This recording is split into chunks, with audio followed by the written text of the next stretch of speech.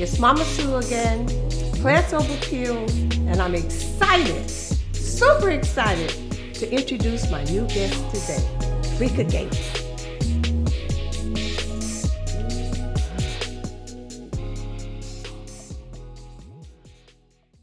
I have a question for you. Okay? Yes. You've been interviewed a lot because I saw a lot. Quite impressed. Thank you. Tell me, Dreka, what made you say yes to Plants Over Pills, to want to be a part of it? What intrigued you the most?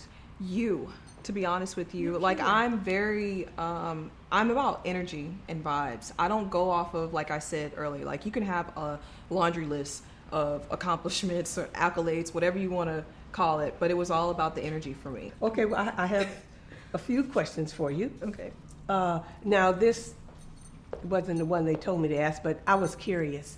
Okay, in one of the films that I watched of you, it says from city lights to cannabis fields. Tell me about the city lights. What was that? I don't know that part of you because I didn't see any videos. I know. Something different. So it's so funny because it's like if it's not on social media or Instagram that it did happen, apparently. I missed that memo.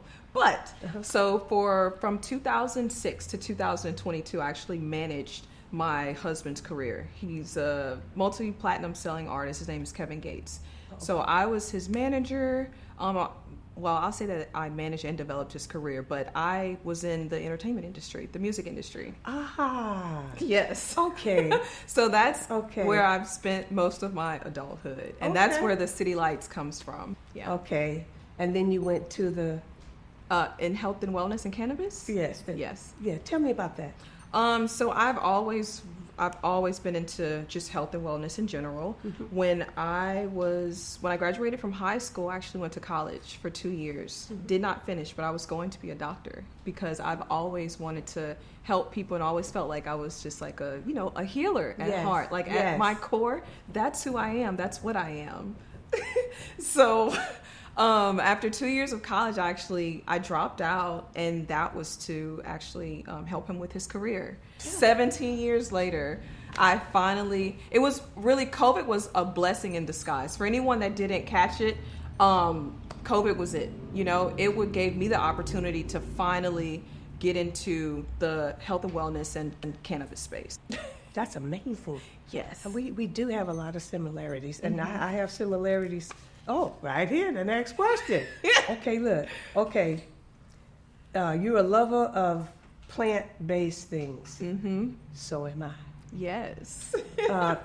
Tell me how you got, okay, please. So I realized the power of nature a very long time ago. And just recently I've had like that full circle moment where once I moved to the farm and was outside grounding in the garden with the animals, I'm going to say I remembered. That's it. I remembered. Perfect word. Yes. So I'm all about preaching the power that we hold within ourselves with the support of plant-based medicine. And that could be cannabis, mushrooms, whatever, I'm just a firm believer in that. Like everything that we need is already here.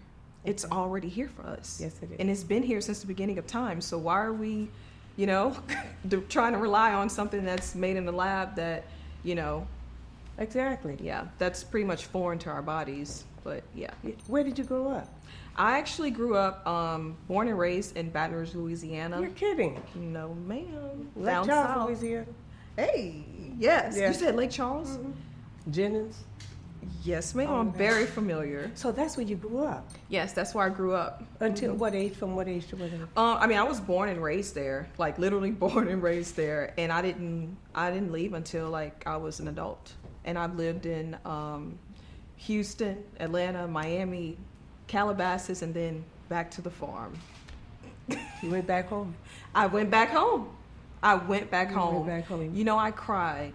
And I was like, this is where I'm supposed to be. I was in my garden, working in the garden. I just like broke out in tears. This is mine. And not for the fact of we purchased this land and it's mine. No, this is mine. Like, on some ancestral shit. This is exactly. mine. You know? Exactly. Exactly. Yes. So I should have claimed it a long time ago. that part. Yes. Yes. That's awesome. Okay. Okay. Here's another one. The first black owner of a cannabis dispensary I got in California. That is absolutely amazing. And you, I want to hear about Mississippi. Mississippi of all the states. Girl, how did you manage that? Girl, it had to be your higher self. I mean, it had nothing to do with you. Exactly. It was your higher self. It had to be. All day, every day. That's all it is. Like, I don't rely on opinions from anybody. That's the person that I consult with is my higher self. Nobody else. And that's the only way I would have been able to do what I'm doing right now. And that's opening up a dispensary in the middle of nowhere where it's so crazy. The population is 76% black, but they don't own or have anything. And it absolutely just blows my mind. So I feel like I'm doing so much just for the community as a whole. I feel like I'm there to pretty much show them like, hey, you can do this, you know? And also I'm providing jobs, but I'm also, at the same time, I still have my own message. And that's the message of preaching and showing and teaching people the power that they hold. They have within. Exactly. With the support of plants. Yes. Now, you have a permit? Oh, yes, ma'am. Okay, now, what was that process Oh, like? man, it was not easy. Well, I know. It wasn't easy for me 17 years ago. Tell me about that. You got to share. You have to share. It wasn't easy at all. I want to hear. Okay, so probably the most difficult part was, first of all, they do not make this accessible for anybody. Like, who in the hell has $40,000 laying around for a piece of paper? When I got it, I called it my golden ticket because that's how I felt. I'm like, oh, I got my golden ticket. But once you get that golden ticket, you still have to come up with the funds to get a location, to fix this location up, to make it, have it compliant. You know what I'm saying? So, trust me. Okay. So the first, I would say, like, real struggle was really finding a location. Mm-hmm. In down south, there is a daycare and a church on every block. You're going to get 2-3 churches on a block. Like, you know what I'm saying? So that in itself was such a struggle. And I had found this location. I know that I was probably like the first one to actually find this location because I was on it. But then I applied for it. I didn't hear back. And when I finally heard back from them, they said that the landlord or whoever makes the decision said that they couldn't have a cannabis dispensary in that location. Guess what ended up in that location? What? A cannabis dispensary. You're kidding? Not mine. No way. Yes way. How did that happen? Hey, the powers that be. But it was meant because I continued my search, and I was like, you know what? There's like this area, and it couldn't have happened any better. There is this area. It is in a resort zone, so there are no there's no curfew. I'll be able to stay open as long as I want to. Right? It's probably the ordinance of where you are, mm-hmm. where you don't have to have those restrictions at all. An unincorporated area. Yes, and that would have happened if I would have gotten like the first location. And then on top of that, it's a historical building. It's from like the 1800s. You're kidding? I'm dead serious. And it just has so much history, and it's owned by someone that's like a family member of ours. So like the location that I'm in now is just absolutely beautiful. And it's like in the dead center of the city. So yeah, but it was definitely a struggle. And I can't, like, when it comes to the first thing I mentioned was like, having the cash to get the, mm-hmm. I'm blessed, like really and truly blessed to have had that from just like my past ventures. But yeah, they make it extremely difficult. Yeah, extremely difficult. We had some of the same, so yeah, I understand totally, and I commend you mm-hmm. for not giving up. Oh no! And the building, mm-hmm. all that. Okay, now tell me this: what kind of services are you going to have? Will they be services at your dispensary? Of course. You're not coming in here just to buy some weed and leave. Okay, let's hear it. Let's hear it. The name of it is Love's Harvest, right? Oh, okay. So love is really like, that's kind of like what I named myself. I named myself Love. But really it came from people just calling me Love. And so harvest is kind of like, you know, it's my, not necessarily my product, but this is my harvest. Like, this is what I put love into, and this is what, exactly. Yeah. It's a part of me. Exactly. I hear you. Yes. So when people come in, like, I'm really big on education. So I'm going to have it to where we're bringing in the seniors, we're bringing in the church people, we're bringing in the school teachers, anyone who wants to know and learn about using sounds bad, but about consuming cannabis. Like, we're going to be holding classes like every week so that they can come in and really get educated. We're going to have cannabis nurses there. It's just going to be a full-on experience. It's not going to be like any other dispensary. And I'm not just saying that. Yeah. I had it in mind. Yes. I educated people. So I have my wellness brand, Dreka Wellness, and that was, I'm not going to say it was born out of necessity, but it was born out of necessity. With Dreka Wellness, I have a line of skincare, but in addition to that, I also have different tools. Like, I call it my high vibe writing. So remember when you mentioned journaling earlier? So I journal as well, but the part that I sell a notebook. And in that notebook, you're supposed to write for 12 minutes. You're supposed to get it all out. Whoever pissed you off for the day. It could be your boss, your partner, your kids, your dog, the person with road rage, you know. And it's pretty much, you go in for 12 minutes. You just let it rip. And then you go outside, you burn it, and it kind of like neutralizes the negative energy. And then I can go back in for another 12 minutes and be nice and journal. You know? Yes, exactly. Mm-hmm. So yeah, through my wellness company, I'm just sharing tools that I've learned over the years that have helped me on my journey. And so Dreka Wellness is like the platform for that. I have a question for you that I experienced, and I want to know if you experienced. When I was 17 years ago, when we first started the venture of seeking out a legal cannabis license. Yes. Okay. The most people we got resistance from were the people of color, especially African Americans.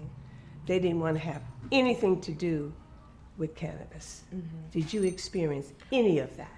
I did not, you know, I can't honestly say that. How long ago was that? No, this is just recently. Like, this has been, this has been recent. Oh, okay, got it. Yes. Okay. But, you know, I'm in the Bible Belt, so of course, you know, there's a lot of taboo surrounding just normal, even sex, you know. That's true. So that's expected. But when I tell you that the people of the town have been like extremely welcoming, like, I really, like, I'm proud to be where I'm at right now because of that. So yeah, I can't really just say that, but I'm more than sure had it been a couple of years back. Now, why do you think they were so welcoming? I really feel like it's what I give off. I think You know? that's what I was trying to get at. Yes. I feel like it's just the energy that I give off. And to add to that, oh my gosh, these ladies. So remember how I said there's a daycare and a church on Yes. I actually had to go to these daycare and ask them, hey, look, I'm trying to open up a dispensary and y'all are within this 1,500 feet. Can you please just sign off on this for me? And in exchange, I'm not going to say in exchange, but I just welcomed them to the farm. So she actually brought over a bunch of little kids, and I let them like play with the animals and just like, you know, have a field trip for the day. And that was so amazing because they absolutely loved it. That is. I love it. That's how the world should be. That's how it should be. Like, it's all about community for me. It's like we lost that. We have. But we're going to change that. Oh, we are changing that. 420 years. Talk about that. So exciting. Oh my gosh. It's very exciting. In Mississippi. In Macomb, Mississippi. In Mississippi, yes. So I'm beyond excited about that because it's just going to be, for me, not only a celebration of just opening this dispensary, it's a celebration of something way bigger than me. You know, it's like kind of historical in a sense, but the day of 420 is just going to be a celebration of life, you know, and I'm inviting everybody from all walks of life to come and just like check out the place and really just to have a good time, to connect and just celebrate. Yes, and you know who, one of my pet things is, you know who's going to save the world, right? The energy of you young people, Yes. coupled with the wisdom of us elders, Oh my gosh. us wisdom keepers, creating better families, Yes. better communities, better governments, resulting in a better world. Yes. That's how this mindset Yes. with the spirituality attracting is all of it, Yes. and education. Yes. Yes. It's awesome. Oh my Wonderful. gosh. Woo, woo, woo, woo. Okay, let's see. I'm just so. This is, And we're both spiritually grounded. Yes. These are the things, the similarities that we have. Okay, spirituality and soul. Okay, soul-centered lifestyle. oh yes. How important it is to you to have the power of nature and connecting to your higher self. Oh my gosh, that is my source. I feel like so many people today pull from other people. It's like, no. Like, that is where I get my energy from. I don't get it for other people, you know? And no offense, but I don't want other people's energy. I would rather go outside, ground, and pull from the earth. I'm saying pull, but you know, that's how I recharge, to be honest with you. You know, like after I'm traveled for a bit, I'm like, I need to get home because I need to recharge. And that's how I recharge, from nature. Like, Wow. that is my source. It is, and you're such a young, at a young age, you know. I'm 38. Almost 38. No, you're 37. You're not even 38. Almost. You're only 37. You know. I mean, you sound like the 12-year-old. How old are you? I'm about to be 13. Exactly. I know. Oh my gosh. Oh my gosh. Oh my God. I done lost my train of thought. I have it now. This level of spirituality, this with the inner self. I get that. Yes. I mean, oh my God. And I don't take it lightly. Yes. But the way your mindset is and how you've grown in spirituality and in your businesses that you've created, usually, not often, but usually it takes some very challenging time to make you go by yourself and say, what the hell am I doing? I need to do something because this is not working. It's usually through a challenge in my 76 years of experience that has made me buckle my ass down and look at what is really going on here without talking to anybody. Just go within. Was there anything that happened like that to you? Hell yeah. I knew it. Hell yes. But see, look, and the reason why I asked you that, because a lot of people, you know, they see this beautiful woman, right? And they say, oh, I can't be like that because she just got it made in the shade. No. So when I share with myself about the challenges, the dark nights of the soul, the staying up all night, sleeping 1 hour, I was fighting with myself. But God was just trying to find me. Exactly. I'd like to know if you mind sharing. Oh, not at all. So at the end of 2019, I was living out here in Calabasas in the industry. I call it the Matrix. I got caught up in the Matrix. In the industry? Yes. The cannabis industry? No, entertainment, music industry. Okay. Yeah. Okay, when they say industry, you know. I know. Okay, sorry. You know what? For me, it's all the same. Yeah, One and the same. But I was out here working my ass off, killing myself. But at the same time, I thought that I was doing right by myself by eating properly. I was a vegan. I don't do that anymore. But for some reason, the stress that I was dealing with, and I guess I'll say the things that I wasn't dealing with was showing up in my skin. My face, I had the worst acne I've ever had in my entire life and could not for the life of me figure it out. So I went to this doctor, he's a spiritual psychologist, and he's like, you're going to kill yourself if you keep going down this path. And so at the end of 2019, I decided to move. I decided to go and move to the farm because I kind of knew, like, if I didn't do that, I'm not going to say I was done for it because I wasn't on the brink of, like, committing suicide or anything, but it was like life was kicking my ass and I needed to sit my ass down and figure it out. So once I moved to the farm, man, then COVID hit. So here I am. I'm dealing with, I know everybody was just dealing with personal issues at home, business issues. Like, the world was like a literal shit show. And yeah. I get it. Yeah. So for me, like, I spent many nights literally on the floor in my bathroom crying. And then I got to the point where it was just like, what are you doing? Like, stop. Like, this is pitiful. Like, it's time for you to make that switch. Like, you really need to snap out of it, you know? And then that's when I really started doing, like, a really deep dive. That's when I started doing all the practices. That's when I started going outside. That's when I started really getting to the root of everything that was showing up for me, everything that I was experiencing. Because a lot of people will look at it like, oh, this is happening to me. I'm looking at it like, no, this is something that I'm experiencing, and this is something that I need to check myself on. Like, why is this bothering me? Why am I so triggered by this? And really get to the root of it so that I can change my perspective on that and move on with life. And so I did a lot of that. A lot of that. That's amazing. Yes. But I get it. Yes. That's the only way to get. The only way is to go. It's just to walk right through it. Yep. The only way. The only way. Yes. And so I just really did a deep dive with myself. I call it being selfish. I decided to be selfish.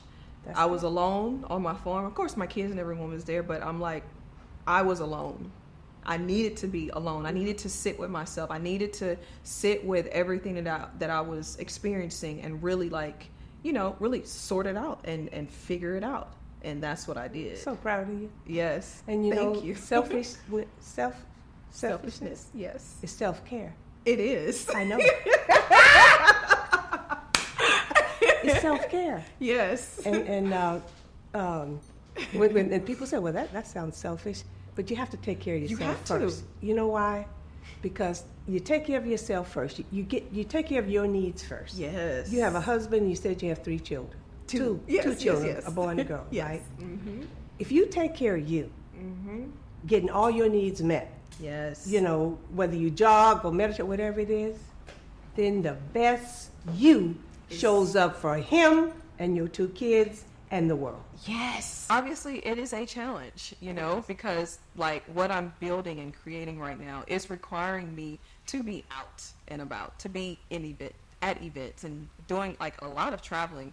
So for me, I used to try to bring my kids everywhere, but that's a little more difficult now because they're older, and I can't just, like, have them in a kangaroo pouch. Because I actually used to do that now back in the day. But I make sure I take out the time to actually spend with them and just be fully present. So it's like, after I do this run and I get the dispensary open and all those things, like, we're going to go somewhere for about 2 weeks, and it's just going to be us and nobody else. And we're just going to enjoy each other, you know? So that's really how I balance that, because it's extremely difficult. It's extremely difficult. It's great because it's genuine quality time. Exactly. And that matters more than just making it, I'm just with them. And exactly. Quality time. Yes. Yep. So that's how you balance. Exactly. That's excellent. Mm-hmm. Okay, let's see. What are your 3 wellness tips? 3 wellness tips. Yeah. Ooh, my number one thing I want to hear is getting to know yourself. Self-mastery. Self-mastery. What are your desires? What are your wants? What do you like? What brings you pleasure? Like, what is it? You know, get to know yourself, explore yourself. That is my number one thing for wellness. Second to that would just really find some practices that work for you. You know, some tools that you can do to help release, because we have to be in a cycle of releasing the BS that comes with life and then just refilling ourselves back with love, you know? And then 3, of course, is, you know, eating healthy, the things that you put into your body, you know? Now that we're like in Women's History Month, like if I had to say anything, would be to whatever you're passionate about, just go for it. Like put on your blinders and just go for it, because you're going to have a bunch of obstacles. Like that is just hands down, like that's going to happen. But if the passion and the love is there, like that is what's going to keep you going and get you past those obstacles. So, I mean, my message is really just to, I don't want to sound cliche or cheesy, but follow your heart and just go for it. Do what feels good, you know? Exactly. Yeah. And you cannot be stopped. Like that's literally, I'm not going to say that's all I do. But for me, like I manifest a lot of things in my life energetically. I work, you know, but a lot of it is energy. It's the frequencies, you know? So, yeah. I really, and for me, my message for Women's Month is be good to you. Be good to yourself. Take very good care of you. And the best you shows up. You can create anything. Yes.